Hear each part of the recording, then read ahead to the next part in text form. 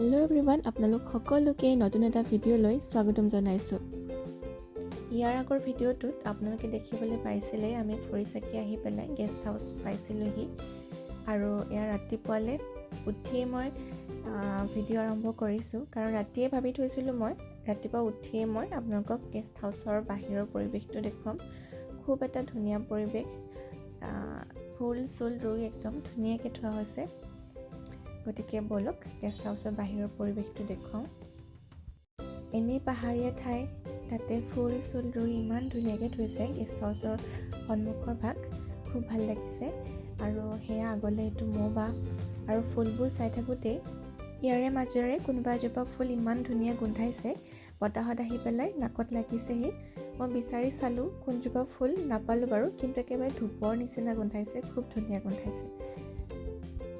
আৰু এতিয়া মই তললৈ নামি আহিছোঁ আপোনালোকক লেচু বাগান দেখুৱাবৰ কাৰণে। এয়া লেচু বাগান গেষ্ট হাউচৰ একেবাৰে সন্মুখত, ধুনীয়াকৈ ফুলি আছে আৰু কেইদিনমান পিছত হোৱা হ'লে খাবই পাৰিলোঁ হয়। আৰু এয়া হৈছে ড্ৰেগন ফ্ৰুটৰ পুলি, আৰু ড্ৰেগন ফ্ৰুট এনেকৈ এই পদ্ধতিত লগোৱা হয়। আজিলৈকে খাই পোৱা নাই বাৰু, কিন্তু এনেদৰে লগাই বুলি জানো। আৰু তাৰপিছত ইয়াৰ কাষলৈ এটা ৰাস্তা গৈছে, সূৰ্যটোও ধুনীয়াকৈ উদয় হৈছে। আৰু এইটো হৈছে গেষ্ট হাউচটো। অকণমান আগলৈ গৈ মই দেখুৱাই আছোঁ, ৰ'ব ভালকৈ। আৰু এই ৰাস্তাটোৰ পৰা বাওঁফালে যদি আমি যাওঁ, তেতিয়াহ'লে আমি আগতে থাকি যোৱা কোৱাৰ্টাৰবিলাক পাম, আৰু সোঁফাললৈ গ'লে দেউতাহঁতৰ অফিচটো পাম। ভিডিঅ'টোৰ আগলৈ আপোনালোকক দেখুৱাম বাৰু। আৰু এয়া হৈছে লেচু বাগান, এঢলীয়া মাটি যিহেতু তললৈকে লেচু বাগান আছে। মই সন্মুখৰ ভাগৰখিনি দেখুৱাইছোঁ, আৰু লেচুৰ তলতে এইবিলাক মৌ খেতি কৰা হৈছে, চব মৌবাহ। আৰু এটা দুটা মৌবাহ নহয়, ইয়াত প্ৰায় 20ৰ পৰা 25টামান মৌবাহ আছে। গতিকে লেচু ছিঙিবলৈ সোমোৱাৰ আগত ভালকৈ ভাবি ল'ব লাগিব। বাৰু ব'লক এইবাৰ যাওঁ দেউতাহঁতৰ অফিচটোৰ ফালে। সেইটো আমি থকা গেষ্ট হাউচটো, আৰু আমি চিধা যাম দেউতাহঁতৰ অফিচৰ ফালে। দেউতা আগে আগে গৈ আছে আৰু পিছলৈ ঘূৰি চাইছে মই আহিছোঁ নে নাই। আৰু মই ভিডিঅ' কৰাত ব্যস্ত। ইফালে গোমধানৰ খেতি কৰা হৈছে, আৰু এইফালে এইটো ৰাস্তা। আমি সোঁফালৰ পৰা আহিছিলোঁ ডিফুলৈ বুলি, আৰু চিধা গৈ থাকিলে আমি ডিফু টাউন পামগৈ। ডিফুলৈ অহাৰ পৰা এতিয়ালৈকে আমি ফুলেই দেখি আছোঁ, আৰু দেউতাহঁতৰ অফিচৰ সন্মুখ ভাগতো ধুনীয়াকৈ ফুল লগাই থোৱা হৈছে। এইটো অফিচটো মই দেখুৱাই দিছোঁ বাৰু। এইটো হৈছে দেউতাহঁতৰ অফিচটো, ইয়াতে বহুত বছৰ দেউতাই কাম কৰিলে।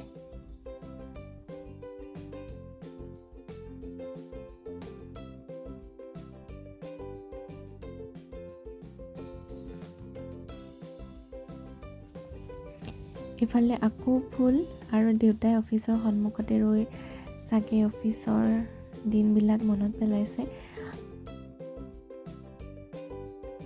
আৰু এয়া আকৌ আমি অকণমান আগবাঢ়ি গ'লোঁ, আকৌ ফুল, সোঁফালে ফুল, বাওঁফালে ফুল, ফুলি থকা ফুল, মৰহা ফুল, অকল ফুলেই খালী, অকল ফুলৰে বাহাদুৰি। আৰু অকণমান আমি নামি গ'লোঁ, এঢলীয়া জেগা এখন, ভিডিঅ'ত ভালকৈ ধৰিব পাৰিছিল নে নাজানো। এইফালে চপিতা বাগান আছে তললৈ, আৰু বাওঁফালে কাজু বাদামৰ গছ একেইজোপা। আৰু সেয়া আগলৈ তাত হয়তো মৰণা মাৰে, ধান চান পৰি আছে, চৰাই খাই আছে। এইখিনি জেগাতেই মোৰ এতিয়া মনত পৰিছে এটা অনুষ্ঠান হৈছিলে, আৰু মই আৰু মোৰ বয়সৰ যিখিনি ছোৱালী আছিলোঁ, আমি চবেই মুগা কাপোৰ পিন্ধি আহিছিলোঁ। মানে আমাক পিন্ধি আহিবলৈ কোৱা হৈছিলে, আৰু যিসকল অতিথি আহিব তেওঁলোকক মানে সম্ভাষণ জনাবলৈ, গামোচা দিবলৈ। আৰু এয়া দেখিছেনে, চিকু গছ হাতেৰে ঢুকি পোৱাতেই লাগিছে। অসমীয়াত চপেটা বুলি কয় এই ফলটো। এইটো চাগে কিবা নতুন ভেৰাইটি হ'ব, কাৰণ ইমান সৰুতেই লাগিছে নহয়নে।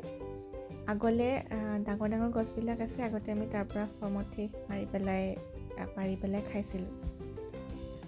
আৰু আমি সকলোৱে পঢ়ি আহিছোঁ যে পাহাৰত ঝুম পদ্ধতিৰে খেতি কৰে। আজি আপোনালোকক দেখুৱাবলৈ লৈছোঁ। এয়া দেখিছেনে, ঘাঁচ কাটি কাটি খেতি কৰিবৰ কাৰণে মাটিখিনি চহাই থৈছে। হয়তো কিবা সিঁচিছেও, কিবা কিবি গজি আছে, সৰু হৈ আছে কাৰণে ধৰিব পৰা নাই বাৰু কি খেতি কৰা হৈছে। কিন্তু এয়া দেখিছেনে, প্ৰায় 6টামান ঘাঁচ ইয়াতে কাটি থৈছে খেতিৰ বাবে। তো এয়া হৈছে ঝুম খেতি। আৰু এইখিনি ঠাইৰ পৰা গোটেই ঘৰখিনি দেখিবলৈ পোৱা গৈছে সৌ দূৰলৈকে। কিমান ধুনীয়া লাগিছে নহয়নে? এয়া আকৌ এবাৰ ঝুম খেতি আপোনালোকক দেখুৱাইছোঁ তলৰ পৰা। ওপৰত সেয়া কাজু বাদামৰ গছ। আমি আকৌ ওপৰলৈ উঠি গৈ আছোঁ। বাওঁফালে চিকু বাগানখন আছিলে, ভিডিঅ' কৰিবলৈ থাকিলেই।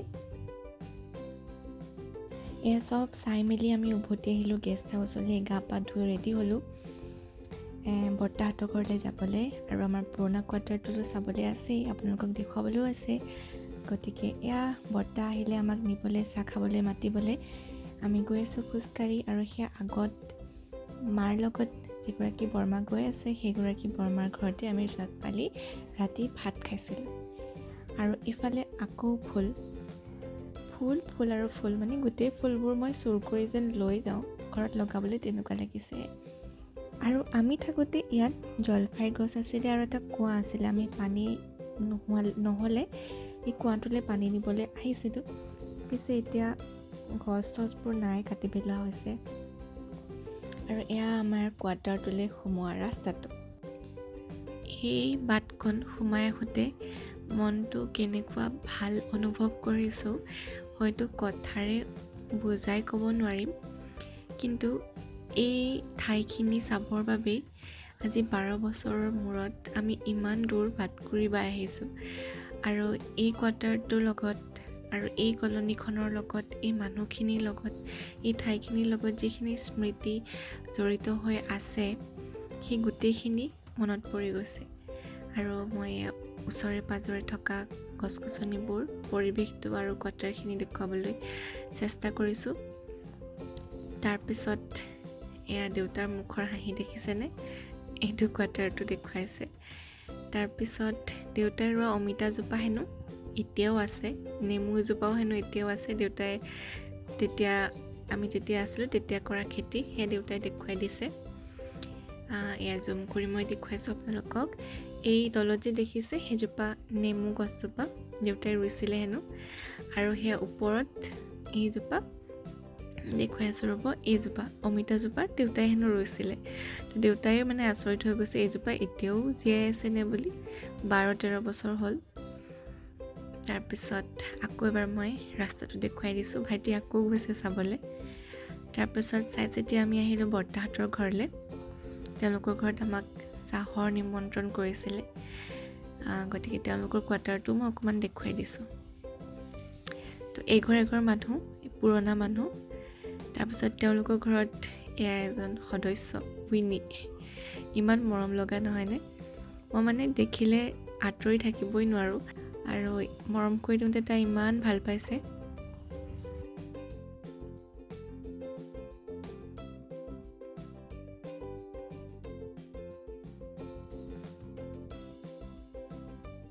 এয়া বৰমা, তেওঁলোকৰ ঘৰতে আহি প্ৰথমতে চাহ খালোঁ। আৰু মই ভিডিঅ' কৰি আছোঁ, মাহঁতে ভাবিছে ফটো তুলিছোঁ।